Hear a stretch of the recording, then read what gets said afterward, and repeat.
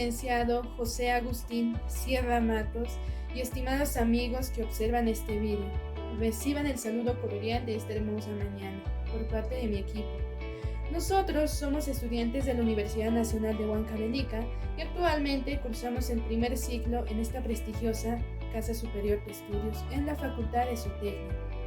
El tema que trataremos hoy es muy interesante, ya que trata sobre el intento de unificar la religión cristiana y la filosofía. En ella encontramos los primeros pensadores cristianos interesados en la filosofía para dar una explicación a sus afirmaciones. Este tema se le conoce como la patrística. Para ello, comenzaremos a presentarnos. Hola, mi nombre es Nancy Emiliana Carocuma Quispe y hoy día explicaré acerca de la patrística. Mi nombre es Sandra Soledad Fernández Cóndor y el tema que voy a dar a conocer es sobre el conocimiento. Mi nombre es Isabela Marte Taiper Ramos. Hoy les voy a explicar sobre la libertad y el mal. Mi nombre es Elvis Mendoza Huarcaya. Por este medio vamos a exponer nuestro trabajo sobre la patrística.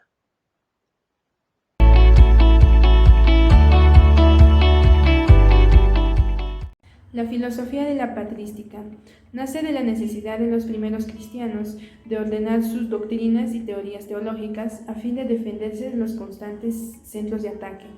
También era una continuidad de la filosofía griega, sobre la cual los cristianos afirmaban tener la verdad definitiva absoluta. Decían que la religión cristiana era la más pura y santa de que todas las otras religiones. La patrística tiene dos épocas. La primera época se desarrolla en el siglo II y a principios del siglo III y se le conoce como la apologética. La apologética sirve para referirse a una parte de la teología que se encarga de defender a los principios de la fe cristiana. En otras palabras, es la manera de cómo se explica el cristianismo ante las culturas o principios que se oponen a ella. Esta disciplina teológica ha sido practicada desde los inicios de la Iglesia en defensa de la fe. Para la religión católica, la apologética daba respuesta a muchas acusaciones de manera injusta que le hacían a la Iglesia desde diferentes contextos y puntos de vista. Honestamente, la fe cristiana ha sido una de las doctrinas que más ha atacado en todo el mundo. Muchos se burlan de las creencias cristianas y defienden otras religiones o están a favor del ateísmo o simplemente son irreligiosos. Necesitan de respuestas que los ayuden a creer. La misión de la apologética es ayudar al creyente a comprender mejor la doctrina que predica, para que puedan darle bases firmes acerca de sus creencias. De igual forma busca responder las críticas de los ateos, desarma su forma de pensar y así poder concluirlos hacia la fe de Jesucristo. Este también muestra evidencias a los que no creen en el cristianismo para así poder ganar más hermanos de fe. San Agustín. Agustín de Hipona es uno de los más conocidos de la Iglesia Católica, quien fue canonizado como santo. Su tierra natal es Tagaste, una región de África, provincia del Imperio Romano. Nació el 13 de noviembre del año 354. Es hijo de una familia de recursos medios. El padre era pagano y la madre una mujer muy devota, que luego se convirtió a Santa Mónica. Fue ella quien adentró a Agustín en la doctrina cristiana. Devota, bondadosa y abnegada fueron las virtudes que inculcó a su hijo. Agustín estudió en Tagaste, lo básico, y luego su padre lo envió a estudiar gramática en Madaura, una diócesis de Numidia. Se especializó en gramática, retórica y mostró un especial interés por la literatura griega y romana. En su juventud sintió atracción al teatro y por la vida mundana. Se dice incluso que fue homosexual. Sin embargo, luego hubo una transformación en el espíritu que lo convirtió al cristianismo y allí es cuando comienza su vida religiosa. Agustín, un filósofo que buscaba conseguir la verdad en distintas corrientes filosóficas, llegando a abrazar el maniqueísmo. El maniqueísmo era una antigua filosofía dualista que anulaba el resto de las doctrinas, como el budismo y el islamismo. En el año 388, Salió a Roma, pero allí enfermó gravemente. Luego, cuando mejoró, fue nombrado magíster en retórica en Milán, gracias a su amigo y protector Simaco. Una vez instalado en Milán como orador, el obispo Ambrosio de Milán le enseñó las epístolas de Pablo y Terso y los textos de Plotino, y es así como Agustín decide convertirse al cristianismo. Como un acto de humildad y votos de pobreza, Agustín regresó a Tagaste, vendió todas sus propiedades y el dinero lo entregó a las personas pobres y necesitadas de aquella época, para luego irse a vivir a una pequeña casa donde vivió como un monje. En este retiro encontró la inspiración para escribir la regla, un instrumento instruccional para llevar una vida austera que condujera al camino del cielo. Fueron normas que debían observar quienes decidieran entrar a la vida monástica. Luego de que fue maniqueo, luchó contra esa doctrina que consideraba herejía. Asimismo, lo hizo con el donatismo, el paragianismo y el arraiguismo. Escribió también una obra que es muy famosa, llamada Confesiones, con un compendio de 13 libros autográficos donde explica cómo se convirtió al cristianismo.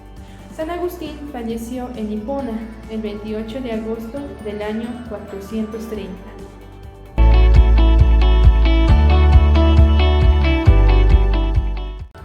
La obra de San Agustín. En sus escritos se mezcla los contenidos de la tecnología dogmática por fe y los argumentos racionales que también considera el hombre como un todo, y no separa su parte racional de su parte emocional. Para él la verdad tiene que satisfacer al mismo tiempo la parte intelectual del hombre y su parte emocional, ya que tanto verdad como hombre es solamente uno. La doctrina de San Agustín se basa en la existencia de una verdad única. Según San Agustín, el mal es la ausencia del bien y no una realidad en sí misma, y la única forma de alejarse del mal es llenarse de plenitud. Conocimiento racional. Dentro del conocimiento racional tenemos el inferior. Es aquel que se produce a partir de los datos de los sentidos y que extrae de estos lo que hay de universal y necesario en un mundo sensible. San Agustín llama a este conocimiento ciencia, y en esta ciencia tiene un carácter práctico, dirigido a la acción, ya que si no dispusimos de este conocimiento no podríamos guiarnos en la vida. Luego está racional superior, que San Agustín denomina como la sabiduría, y nos permite contemplar directamente las ideas, sin medición de las experiencias sensibles. Esas ideas son formas que son permanentes y inmudables de las cosas. Metafísica. Dentro de la metafísica tenemos el argumento del pensamiento. Son capaces de conocer verdades necesarias e inmutables, como las verdades matemáticas, verdades que nos pueden modificar y a las cuales el entendimiento asiente inmediatamente. Luego tenemos el argumento de las criaturas, el orden del mundo, su disposición y belleza, indican que ha sido creado por un ser supremo ordenador. Luego está argumento del conocimiento universal. Todos los pueblos han creído en dioses, incluso aquellos que han tenido creencias politeístas han concebido, según San Agustín, un Dios único con aquella más excelente y más sublime por el cual nada existe. Cree un Dios solo, nada más uno, pero hay otras personas que no creen en muchas cosas diferentes a sus culturas. Luego está el argumento de la interiorificación. Después de asegurarse de que la verdad es alcanzable, refutando el escepticismo del alma, comienza a buscar esa verdad. Cuando interroga a los sentidos, encuentra que estos no le aportan una verdad inmutable. Después el alma se vuelve sobre sí misma, se descubre cómo recuperar al cuerpo, pero sabe que aún así esa alma sigue siendo mutable. Dios es absolutamente simple, mientras que el resto de los seres son compuestos por la materia y forma. Esta simplicidad toma de la noción de uno, de neoplática. Implica que todas las características de Dios coinciden en su esencia, su sabiduría, su bondad, su conocimiento, son las mismas cosas, y todos son esenciales en Dios, son únicas. Luego defiende cómo Dios es simple. Agustín defiende también el dogma de la Trinidad, que afirma que existen 3 personas en un mismo Dios. Resuelve esta cuestión de una forma muy parecida como los de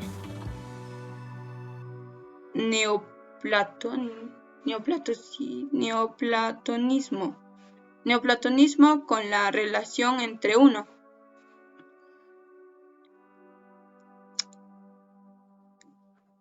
El alma del mundo, diciendo que esas 3 personas, 4 son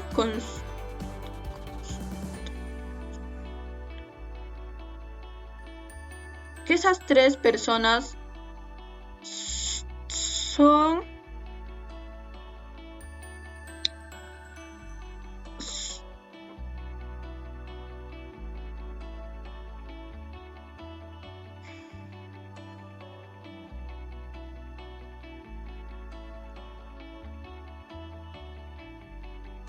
es decir, son 3 personas, pero solo una sustancia, que en la Trinidad son 3 personas, o sea, existen 3 personas en un mismo Dios. En cuanto a la materia, Agustín reconoce que una materia sin forma, pero con la capacidad de recibir una forma, es algo, y no puede identificarse como la nada. Por tanto, significa el dogma. Tal materia no puede existir, y aquí rechaza explícitamente el concepto de materia, primera de Aristóteles.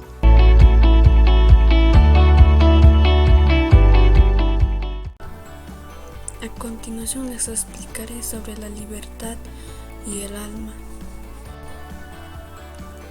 Agustín define la ética como la búsqueda de la felicidad, tal como hicieron muchas escuelas filosóficas antiguas, pero identifica dicha felicidad con la unión con Dios.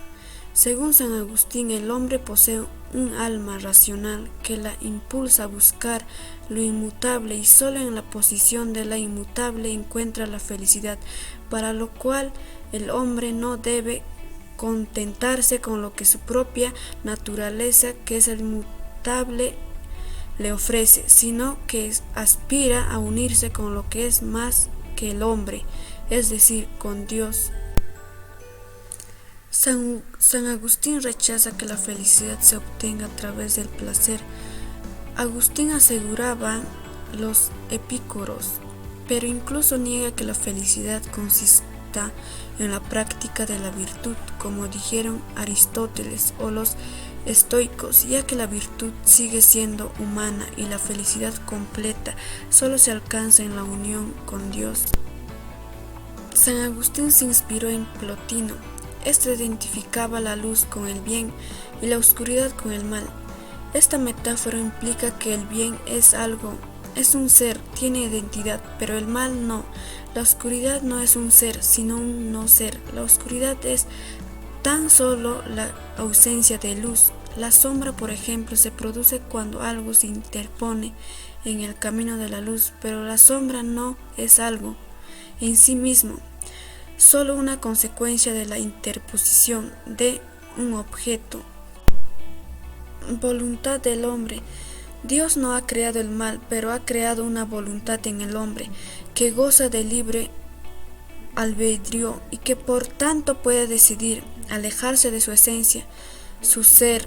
Esta esencia consiste precisamente en la búsqueda de Dios, de tal manera que en él definitivamente el mal no es sino lo que produce la voluntad cuando se aleja de orden divino y escoge los bienes terrenales.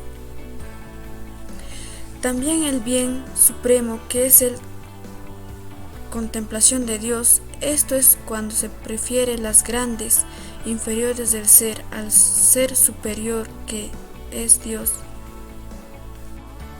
Características de la patrística. La patrística se considera la primera fase de la filosofía medieval. Su característica principal fue la exposición del cristianismo en Europa y la lucha contra los herejes. Por lo tanto, esta doctrina filosófica fue representada por el pensamiento de los padres de la Iglesia, quienes gradualmente ayudaron en la construcción de la teología cristiana. Basada en la filosofía griega, los filósofos de este periodo tenían como objetivo central comprender la relación entre la fe divina y el racionalismo científico, es decir, buscaban racionalizar la fe cristiana. Antepone y defiende las creencias cristianas ante los dogmas paganos. Se fundamenta en la filosofía para explicar de manera racional la fe cristiana. Considera a la fe cristiana como la única verdad y conocimiento. Se considera a Dios como un ser espiritual y no material. Considera que Dios es la única verdad y guía del hombre, según afirma San Agustín. Se puede considerar una doctrina, tendencia y un movimiento enfocado en un populismo y la proliferación del cristianismo. La patrística niega que hay un conocimiento superior, ya que considera que la fe es la verdad. Su fundamento tuvo su época de apogeo en la Edad Media. Quería impartir la ideología de la pureza, la moral y la limpieza espiritual. Apareció la figura de San Agustín, donde él se basa por ser un maniquí. Esto quiere decir tiene un concepto sobre un Dios material, pero cansado del maniquismo, decide hacerse cristiano y aceptar a Dios inmaterial. Inició gracias a un estudio que desarrolló unos eruditos, los cuales posteriormente fueron reconocidos como apóstoles, padres y teólogos.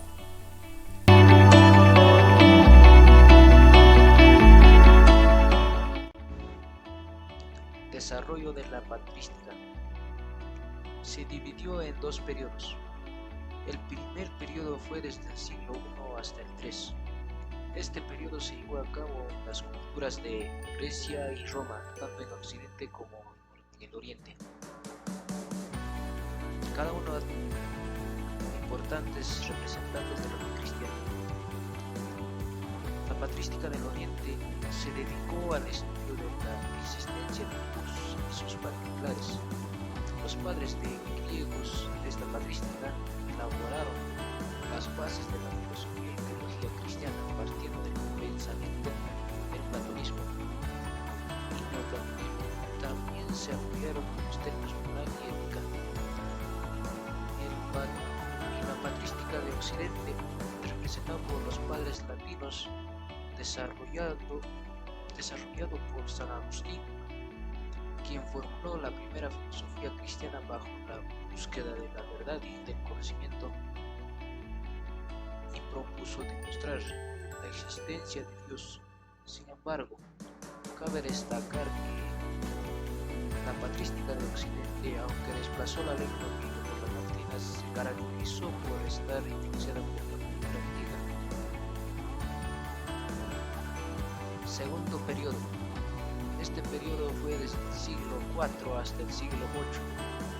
En esta época, los padres de la Iglesia adaptaron los pensamientos de la filosofía griega a las creencias cristianas. Sus principales exponentes fueron Tertuliano, Clemente de Alejandría y Orígenes. La nueva patrística, conocida también como periodo final de este gran ciclo de la primitiva filosofía cristiana, el máximo representante es Agustín de Hipona. Este pensador era pagano y se convirtió en cristianismo después de prolongadas vacilaciones y extensos estudios. En su conversión tuvo parte decisiva San Ambrosio de Milán, con su gran aporte cultural en su obra La Ciudad de Dios. Este es un punto de partida a la filosofía. Es la propia incertidumbre de la experiencia interna que es la que nos indica lo que es verdadero y lo que es falso. Otro pensamiento de Agustín es el de que la esencia del hombre radica en la voluntad. Inclusive la actividad de los sentidos que se proyecta al exterior, la fe religiosa, según San Agustín, reposa en cada acto de